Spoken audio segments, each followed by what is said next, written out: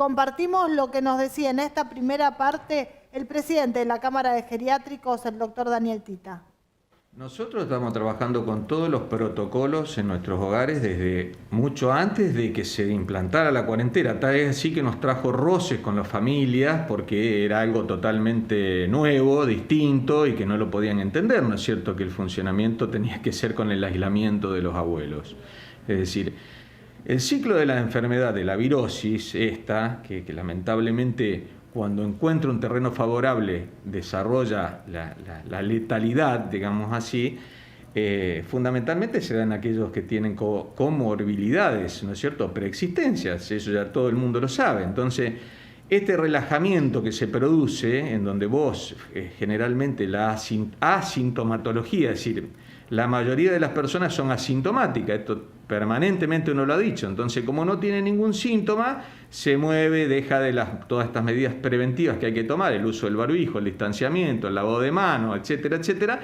No lo está haciendo porque se relajan, porque no ven el tipo en terapia intensiva que se esté muriendo, pero va a aparecer porque lamentablemente por desborde, hoy está ocurriendo en Buenos Aires, hoy Jujuy está aislado con toda la capacidad instalada al tope, y eso por rebosamiento, porque esto hasta que llegue la vacuna, que se pueda aplicar hasta el último, tenemos por lo menos entre 6 meses y un año como mínimo, entonces hay que aprender a convivir fundamentalmente para cuidar a la gente vulnerable, porque claro, yo me siento bien, ¿qué me importa? Total me junto, hago esto, lo otro, 50 personas, como pasa a veces en las denuncias que se hacen en determinados lugares, si yo estoy bárbaro, pero esa persona después tiene un padre, tiene un vecino, en la cuadra tiene una persona diabética, una persona hipertensa, van al mismo kiosco, ¿se entiende lo que te digo? Es decir, que esto en algún momento, lo que no sé si va a ser lo que pensábamos que iba a ser, que gracias a Dios a la cuarentena inicial y demás, dio que el resultado hoy sea la curva aplanada, pero esto se va a seguir sosteniendo. Entonces,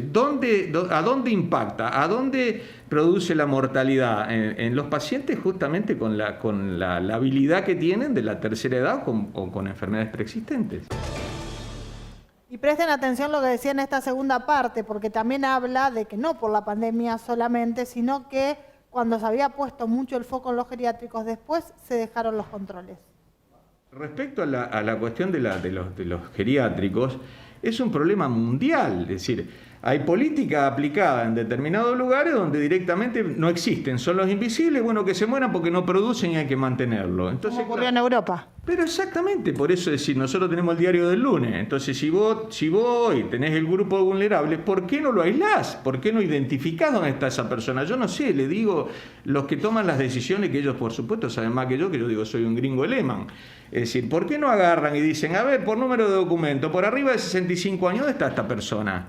Está en la casa, lo cuidan los padres, es decir, 65, 70, 75, ¿no es cierto? Bueno, a ver, por las historias clínicas que hay en todos los lugares, ¿cuál es el tipo hipertenso? ¿Cuál es el tipo diabético? A ver, es muy simple de saberlo. Yo no entiendo por qué no protegen ni aíslan a esa persona vulnerable y dejan que el resto de las actividades circulen con total normalidad. Entonces, frenamos todo y ahora abrimos todo. Entonces, ¿dónde nosotros a todos nos puede ocurrir, como ha ocurrido en lugares que están reconocidos en Buenos Aires como buenos geriátricos, sin embargo, igual entró la virosis? ¿Qué es lo que ocurre?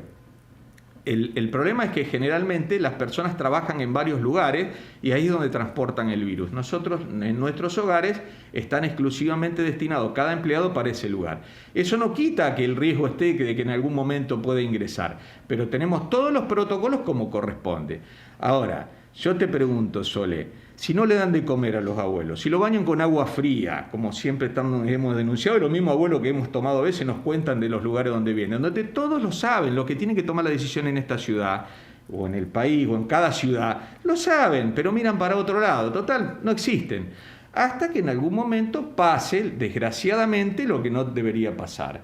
Entonces, en ese momento, yo quiero saber que las autoridades que tienen que hacerlo, el organismo de control, ¿qué explicación van a dar en ese momento? Porque esto va a pasar, es inevitable, es inevitable. Puede pasar en Rafaela, puede pasar en cualquier pueblo, puede pasar, porque es así, porque el asintomático desparrama el virus. Por supuesto, contagia menos, pero contagia. Cuando vos haces el cuadro gripal, digamos así, que sos una bomba infecciosa, en ese momento, por eso es tan importante tenerlo aislado, porque esa persona contamina tremendamente al resto de las personas.